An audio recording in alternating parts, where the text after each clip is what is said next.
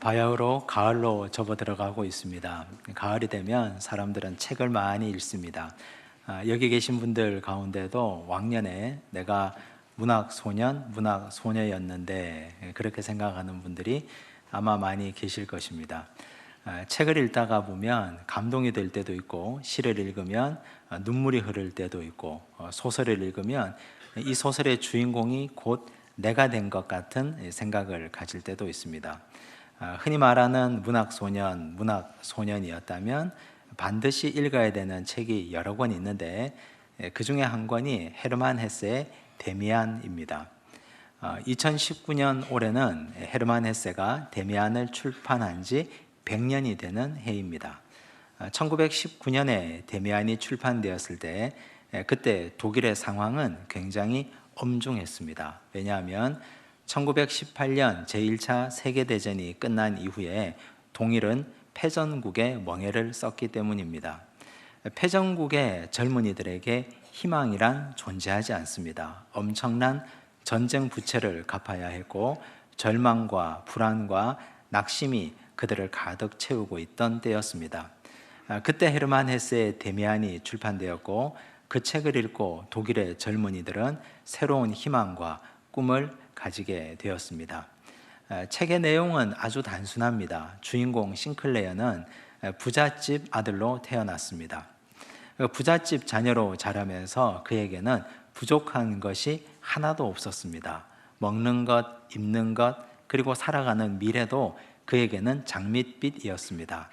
그런데 청소년기에 그는 또 다른 세상을 발견합니다. 그의 친구는 자신과 전혀 다른 인생을 산다는 것을 발견했기 때문입니다. 전쟁으로 아버지가 양팔과 다리를 잃고 어머니는 집을 나가서 한 어린 아이가 그 집의 소년가장, 소녀가장이 되어서 집안의 경제를 책임져야 되는 그 친구의 삶을 보았습니다. 어두컴컴한 지하실에서 하루 종일 일을 해야만 먹고 살 수 있는 사람들의 눈물 어린 고통을 보았습니다. 자신의 지금까지의 생활과는 전혀 다른 또 다른 세상을 본 것입니다. 이런 세상도 있구나. 그러면서 그는 갈등합니다. 왜 이런 세상이 존재해야만 하는 것일까? 그러던 중에 전학생 친구 데미안을 만납니다. 데미안은 그를 데리고 다니면서 세상의 새로운 세계를 발견하게 해줍니다. 성경을 새로운 시각으로 해석하게 도와주었고 사람을 만나고 또 여러 가지 경험을 하면서 지금까지 갇혀 있었던 세계에서 또 다른 세계로 진입하게 일깨워 주었습니다. 그는 데미안과 아주 행복한 새로운 세계를 많이 경험했습니다. 그러다가 세월이 지나서 친구와 떠나게 됩니다. 몇 년이 지나서 전쟁터 야전병원에서 데미안을 다시 만납니다. 반가운 마음에 밤새도록 길게 대화한 이후에 친구가 떠나고 거울 앞에 선 싱클레어는 자신의 모습 속에 데미안을 발견하게 됩니다. 헤르만 헤세가 이 글을 통해서 말하고자 하는 건 싱클레어가 성장해서 데미안처럼 되었다는 것입니다. 그도 역시 다른 사람을 새로운 세계로 이끌고 인도해 줄 수 있는 그런 훌륭한 성장한 사람이 되었다는 걸 가르쳐 주고 싶은 것입니다. 데미안에는 우리가 잘 아는 아주 귀에 익숙한 구절이 있습니다. 유명한 구절입니다. 새는 알에서 나오려고 몸부림친다. 알은 세계다. 태어나려고 하는 자는 한 세계를 부수어야 한다. 많이 들어보셨지 않습니까? 사실 이건 성장을 말하는 것입니다. 성장하지 않으면 우린 도태될 수밖에 없습니다. 껍질을 부수고 성장하고 알을 깨어야 새는 그곳에서 나올 수 있습니다. 우리가 성장하고 성숙해야 이 세상에서도 뒤처지지 않고 살 수 있습니다. 세상살이에도 성장하는 건 무척 중요합니다. 바뀌지 않으면 껍질을 깨고 계속해서 새로운 세계로 진입하지 않으면 그 사람은 도태될 수밖에 없습니다. 그런데 성장이 더 요구되고 필요한 자리는 신앙의 자리입니다. 영적 성장은 우리의 육체적 성장, 세상에서의 성장보다 훨씬 더 중요합니다. 왜냐하면 하나님께서 우리의 성장을 바라시기 때문입니다. 구원받은 그 채로 그 자리에 그냥 머물러 있기를 원하지 않으시고 하나님은 우리가 끊임없이 자라고 성장하기를 가장 원하십니다. 오늘 말씀은 성장에 대한 말씀입니다. 이 말씀 통해서 나는 어디쯤 가고 있는지, 나는 얼마나 성장했는지, 혹시 내가 성장하지 않고 그냥 그 자리에 머물러 있는 건 아닌지 우리의 현재의 모습을 함께 살피고 돌아보시기를 바랍니다. 예수님과 제자들이 벳세다로 가셨습니다. 원래 주님은 오병이어 사건을 행하신 이후에 벳세다로 가기를 원했습니다. 벳세다는 베드로와 안드레와 빌립의 고향이기도 했고 어부들의 집이라는 뜻을 가진 어부들에게는 아주 편안한 곳이었습니다. 그런데 풍랑 때문에 가본이 벳세다가 아니라 게네사렛이었습니다. 그래서 돌고 돌아 시간이 한참 지난 후에 그들은 벳세다에 도착합니다. 와보니 환자 한 분이 기다리고 있습니다. 사람들이 그를 데리고 와서 예수님 고쳐주십시오 합니다. 그분은 맹인이었습니다. 예수님께서 지금까지 환자들을 고쳐주신 것은 예수님의 방법으로 고쳐주셨습니다. 아주 특이한 방법으로 고쳐주십니다. 그런데 여기 이 맹인에게는 지금까지 볼 수 없었던 아주 독특한 방식으로 고쳐주셨습니다. 예수님께서 그를 손잡아 이끌어서 마을 밖으로 데리고 나가십니다. 그리고 그의 눈에 침을 뱉습니다. 당황스럽지 않습니까? 그리고 그의 눈에 손을 대고 안수하셨습니다. 그리고 묻습니다. 무엇이 보이느냐? 환자가 이렇게 말합니다. 사람들이 보입니다. 그런데 나무 같은 것들이 걸어가는 것 같이 보입니다. 어렴풋하게 보인다는 뜻입니다. 아직까지 완전히 낫지 않았습니다. 예수님이 한 번 더 손을 대고 안수하셨습니다. 그리고 묻습니다. 이제 보이느냐? 네, 보입니다. 나아서 모든 것을 밝히 보는지라 기록하고 있습니다. 우린 이 말씀을 읽으면서 한 가지 의문을 가질 수밖에 없습니다. 그 의문이 무엇입니까? 예수님이 왜 2번이나 안수하셨나 하는 질문입니다. 예수님의 능력이 부족해서 한 번 안수해서 낫지 않아서 내가 다시 안수하마 하고 안수하신 것일까? 우리가 아는 예수님은 이런 분이 절대로 아닙니다. 주님은 말씀으로도 죽은 자를 살리는 분이시고 이곳에서 말씀하시면 저곳에 있는 분이 병이 낫는 분이시고 예수님의 옷자락만 잡아도 예수님에게서 능력이 나가서 환자가 낫는 능력의 주님이십니다. 그런데 우리 주님이 왜 2번이나 안수해야만 했을까? 이 주님이 이렇게 2번이나 안수하신 이유는 이 병자 때문이 아니라 제자들 때문입니다. 그건 또 무슨 말일까요? 이 맹인과 제자들이 무슨 상관이 있다는 말일까요? 그 당시 제자들은 영적으로 맹인이나 다름없는 사람들이었습니다. 제자들의 영적 상태가 무지했고 어둠 속에 있었고 어렴풋하게 보았기 때문에 주님께서 제자들 너희들의 믿음이 성장하기를 원한다. 우리 예수님의 마음이 영적 무지에 잠들어 있는 제자들이 그 무지를 깨고 성장하고 성숙하기를 바라는 마음에서 이 병자를 이렇게 고쳐주신 것입니다. 그렇다면 그 당시 제자들의 영적 상태가 어디쯤 있었을까요? 오늘 말씀 23절과 24절을 보십시오. 함께 읽습니다. 예수께서 맹인의 손을 붙잡으시고 마을 밖으로 데리고 나가사 눈에 침을 뱉으며 그에게 안수하시고 무엇이 보이느냐 물으시니 쳐다보며 이르되 사람들이 보이나이다. 나무 같은 것들이 걸어가는 것을 보나이다 하거늘.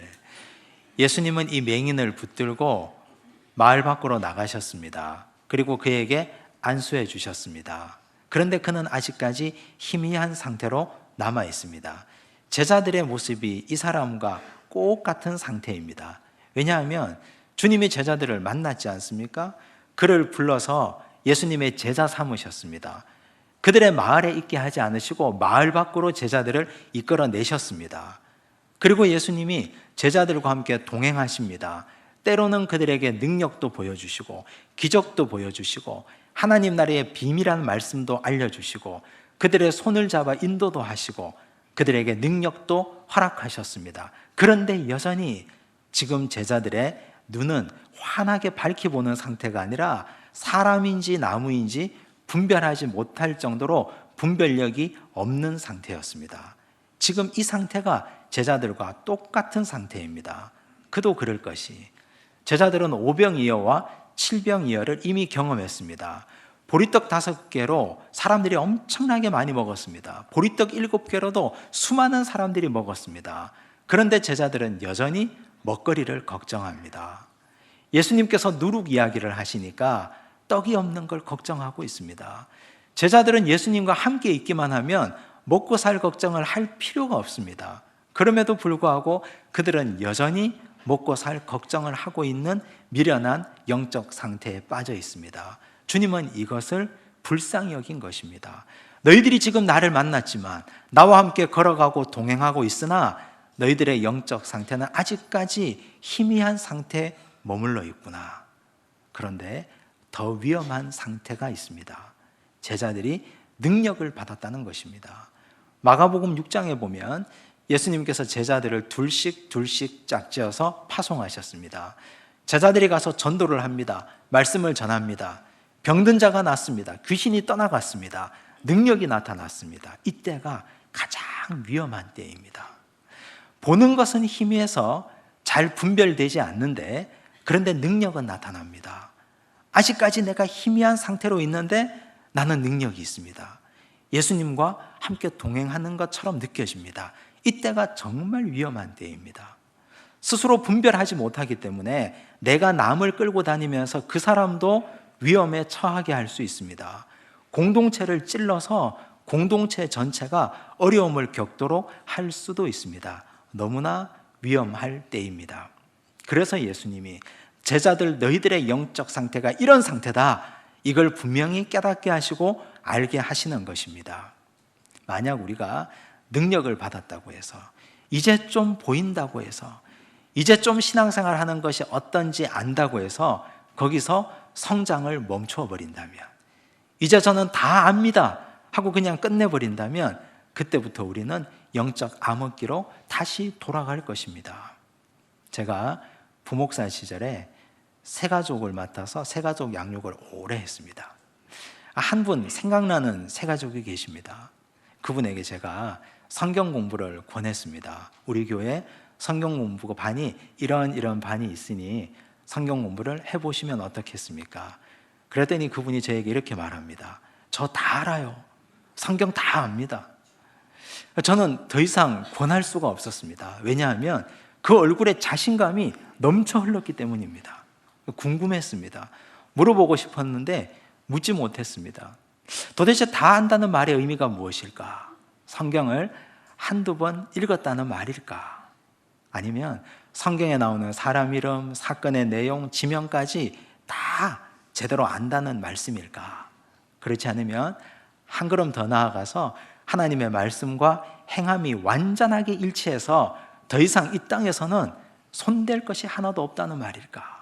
어떤 말인지 너무 궁금했습니다. 그런데 물어볼 수가 없었습니다. 우리는 하나님 나라 가는 그날까지 끝없이 성장하고 자라가야 하는 존재입니다. 예수님이 그걸 원하시기 때문입니다. 구원에는 칭의의 차원의 구원이 있고 성화의 차원이 있고 영화의 차원이 있습니다. 하나님께서 나를 피로 값주고 사신 칭의의 차원의 구원에 멈춰버린다면 우린 그 다음 한 발짝도 성장할 수 없습니다. 출애굽 사건을 보십시오.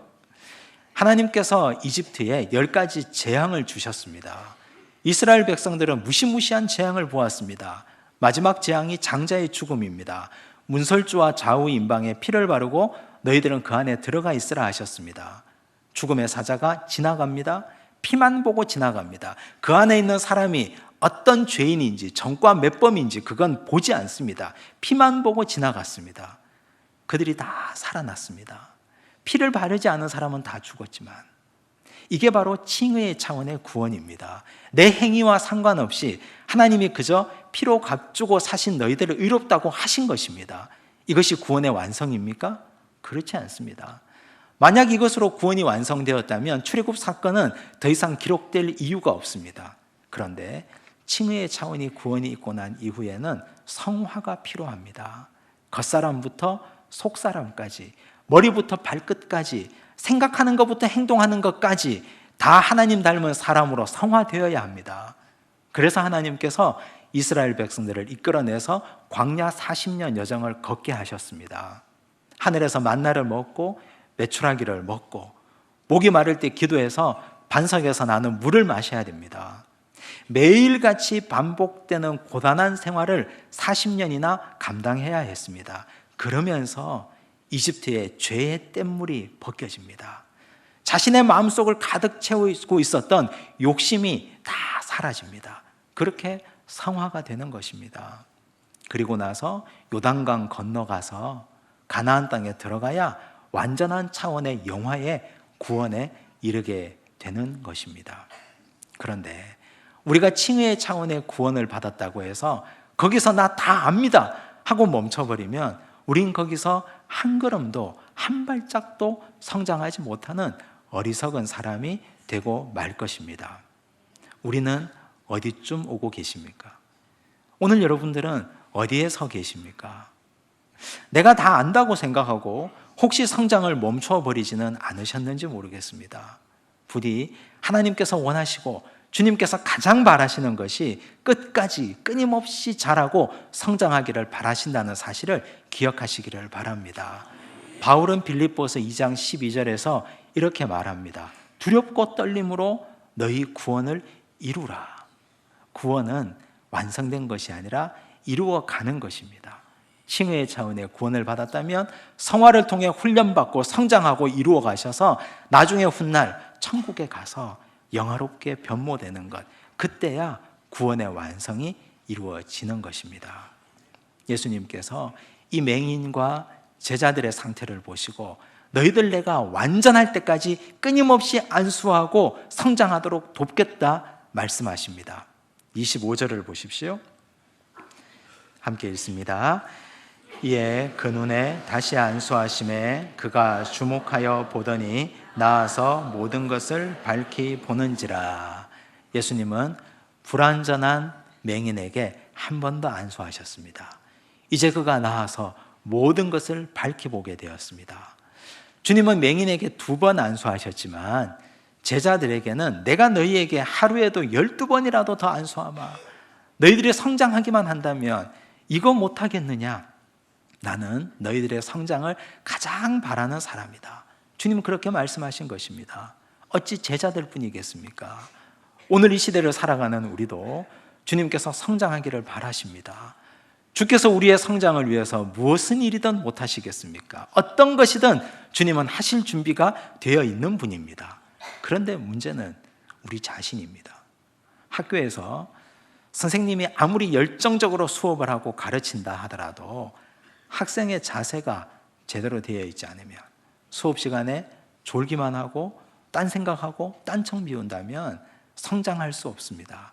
선생님이 열심히 가르치고 학생은 열심히 따라가고 그래야 성장하고 성숙하지 않겠습니까?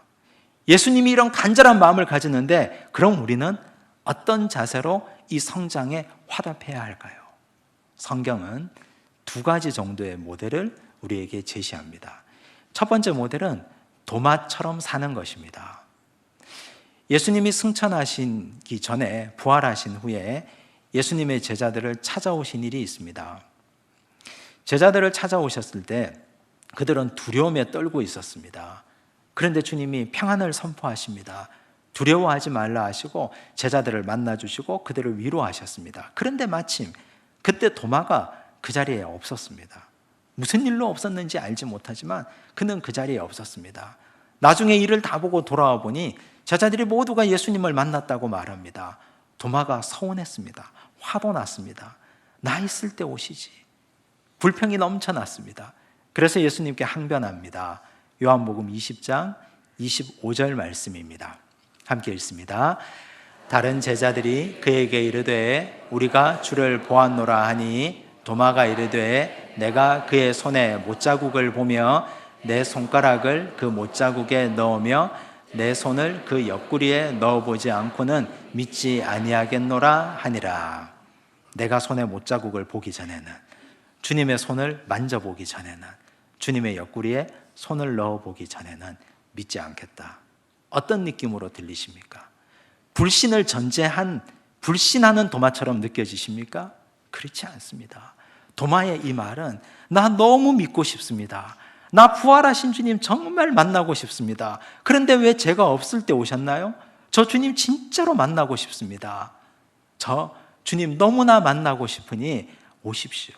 오셔서 이 손에 못자국 보여주시고 이 손 내가 잡게 해주시고 주님 허리에 내 손 한번 넣게 해주십시오. 너무 믿고 싶어서, 너무 주님 만나고 싶어서 간절하게 주님을 부르는 도마의 간구하는 음성입니다. 여기서 도마의 훌륭한 점을 발견할 수 있습니다. 도마는 분위기를 따지지 않습니다. 도마는 체면을 차리지 않습니다. 짐짓, 내가 주님 다 아는 척, 내가 주님 보지 않고도 믿는 것이 더 큰 믿음인 척, 그렇게 점점 빼지도 않습니다. 우리는 흔히 체면을 아주 중요하게 생각합니다. 분위기도 아주 중요하게 생각합니다. 내가 신앙생활 수십 년 해서 권사가 되고 안수집사가 되고 장로가 되고 직분자가 되었는데, 그런데 내가 주님 모른다고 말하면 얼마나 수치스럽고 부끄러운 일인가. 내가 성경에 이것도 모른다고 말할 수 있을까. 그래서 뒷짐지고 아는 척합니다. 그러면서 주님 만나고 싶다고 목소리는 여기까지 올라오는데 차마 말하지 못합니다. 체면의 함정에 빠져버린 것입니다. 그렇게 해서는 성장할 수가 없습니다. 우리의 믿음의 틀을 깨트리고 한 걸음 더 나아갈 수가 없습니다. 도마처럼 나 주님 만나고 싶습니다. 나 주님 봐야 믿겠습니다. 간절하게 외치시기를 바랍니다. 도전하는 믿음, 주님 만나고 싶다고 있는 그대로 말하는 믿음, 이것이 더 확실하고 분명한 믿음입니다. 뒷짐지고 점점 빼고 체면 차리고 있어봐야 자기만 손해입니다. 믿음의 성장은 결코 일어나지 않습니다. 예수님 그런 도마에게 찾아오십니다. 요한복음 20장 27절을 보십시오. 함께 읽습니다. 도마에게 이르시되 내 손가락을 이리 내밀어 내 손을 보고 내 손을 내밀어 내 옆구리에 넣어보라. 그래하여 믿음 없는 자가 되지 말고 믿는 자가 되라. 주님의 따뜻한 음성이 들리시지 않습니까? 손을 내밀어 내 손을 만져보라. 너 손을 뻗어서 내 옆구리에 넣어보라. 믿음 없는 자가 되지 마라. 믿는 자가 되라. 너의 믿음을 위해서라면 나는 12번도 더 나타나겠다. 너의 믿음의 성장을 위해서는 내 손을 얼마든지 만져도 좋다. 우리 주님의 따뜻한 사랑의 선포입니다. 이런 주님께 우리가 주저할 일이 무엇이 있겠습니까? 모르는 건 모른다 하시고 주님 만나달라고 간구하십시오. 주님 저에게 알려달라고 소리쳐 외치십시오. 그러면 주님께서 우리를 위로하시고 영적 성장을 도우실 것입니다. 두 번째 모델입니다. 마리아, 마르다 모델입니다. 예수님이 사랑하시던 자매가 마르다와 마리아 자매입니다. 예수님은 가끔 그들의 집에 가셔서 식사도 하시고 말씀도 나누셨습니다. 누가복음 10장 39절과 40절 말씀은 예수님의 공생의 초기에 마르다 마리아 집에 방문하신 이야기입니다. 함께 읽습니다. 그에게 마리아라 하는 동생이 있어 주의 발치에 앉아 그의 말씀을 듣더니 마르다는 준비하는 일이 많아 마음이 분주한지라. 마르다는 음식을 준비해서 마음이 몹시 분주했습니다. 마리아는 주님 발치에 앉아서 말씀을 듣고 있습니다. 예수님 공생의 초기에 있었던 일입니다. 3년이 거의 지나갑니다. 예수님께서 이제 마지막 이 집에 방문을 하셨습니다. 이 집 방문이 끝나고 나면 그 다음 주님은 십자가 지로 골고다 언덕으로 가셔야 되는 바로 그 전이었습니다. 이때 이들의 믿음이 어떻게 변화되었을까요? 요한복음 12장 2절과 3절입니다. 함께 읽습니다. 마르다는 일을 하고 마리아는 지극히 비싼 향유 곧 순전한 나드 한 근을 가져다가 예수의 발에 붓고 자기 머리털로 그의 발을 닦으니. 마르다는 여전히 일하고 있습니다. 성장하지 못했습니다. 3년 전 그날도 일하느라고 마음이 분주했더니 예수님께서 십자가 지기 전까지도 그녀는 여전히 일을 하고 있습니다. 그런데 마리아는 예수님의 발에 자신의 시집 가려고 모아놓았던 지참금, 순전한 나드 한 근 향유옥합을 다 깨뜨려서 주의 발에 붓고 있습니다. 그리고 그녀의 머리털로 예수님의 발을 닦아드리고 있습니다. 이제 예수님이 우리 집에 왔다가 떠나시면 다시는 육체로서는 우리 집에 다시 올 수 없음을 깨닫고, 예수님 마지막 가는 그 길에 예수님의 장례를 준비하기 위해서 자신의 가장 소중한 걸 온전히 다 쏟아부어드리고 있는 이 여인의 아름다운 믿음의 성장을 봅니다. 어떻게 알았을까요? 예수께서 이제 마지막 가시는 길이라는 걸 마리아는 도대체 어떻게 알았을까요? 예수님 발 아래 앉아서 말씀을 열심히 들었기 때문입니다. 주님과 교제하고 주님의 말씀을 들었으면 주님의 마음을 알게 됩니다. 주님의 스케줄을 알게 되고 주님의 계획을 알게 되고 주님의 뜻을 발견할 수밖에 없습니다. 열심히 듣다 보면 믿음이 성장합니다. 들으면서 자신의 가장 소중한 것을 주님께 드리려고 하는 마음의 결단까지 일어나게 된 것입니다. 성장은 그냥 일어나지 않습니다. 열심히 들어야 됩니다. 마리아처럼. 성장은 그냥 일어나지 않습니다. 체면불구하고 염치불구하고 도마처럼 외쳐야 됩니다. 만나고 싶다고, 주님 만지고 싶다고. 그러면 우린 성장할 수 있습니다. 하나님께서 우리에게 가장 원하시는 것이 성장이라면 우린 도마처럼, 우린 마리아처럼 이렇게 살아가셔야 할 줄로 믿습니다. 부디 그렇게 해서 하나님 원하시는 장성한 분량에까지 성장하시기를 간절히 바랍니다. 예수님께서는 오늘 이 맹인에게 그 다음 지침을 주셨습니다. 26절을 보십시오. 함께 읽습니다. 예수께서 그 사람을 집으로 보내시며 이르시되 마을에는 들어가지 말라 하시니라. 왜 이 말씀을 하셨을까요? 다시는 믿음의 뒷걸음질을 치지 말라, 뒤로 돌아가지 말라 말씀하신 것입니다. 하나님께서 이스라엘 백성들을 출애굽시키실 때 홍해 바다를 건너게 하셨습니다. 왜 바다를 건너게 하셨을까요? 테러를 차단하기 위함입니다. 광야를 향하여 갈 때는 바닷길이 열렸지만 다시 이집트로 돌아오려 할 때는 바닷길이 더 이상 열리지 않습니다. 너희는 이 바다를 건너갔으니 이제는 믿음의 성장을 위해서 온전히 광야길을 걸어가라. 다시는 뒤돌아서지 마라. 다시는 되돌아오지 마라. 이것이 우리 하나님의 간구하는 마음이었습니다. 믿음의 성장, 하루하루 성장하시면 퇴보하시면 안 됩니다. 뒷걸음질 치시면 안 됩니다. 끊임없이 도마처럼 도전하고 또 도전하고 마리아처럼 주의 발 아래서 말씀을 듣고 또 말씀을 깨쳐서 성장하는 믿음의 백성 되시기를 간절히 바랍니다. 기도하겠습니다. 하나님 아버지 감사합니다. 귀한 은혜의 말씀, 진리의 말씀으로 우리의 닫혀있는 눈을 열어주시니 감사합니다. 우리도 맹인처럼 모든 것을 환히 보기를 원합니다. 우리가 혹시 지금 제자들처럼 아직까지 사람인지 나무인지 분별하지 못하고 아직까지 영적 암흑과 어둠의 상태에 있는 건 아닌지 우리의 자신을 돌아봅니다. 주님, 우리도 이 현실을 그대로 인정하게 하여 주시옵소서. 도마처럼 모른 것 모른다 하고 주님 만나고 싶다 하고 주의 손 잡아보고 싶다고 외치기를 원합니다.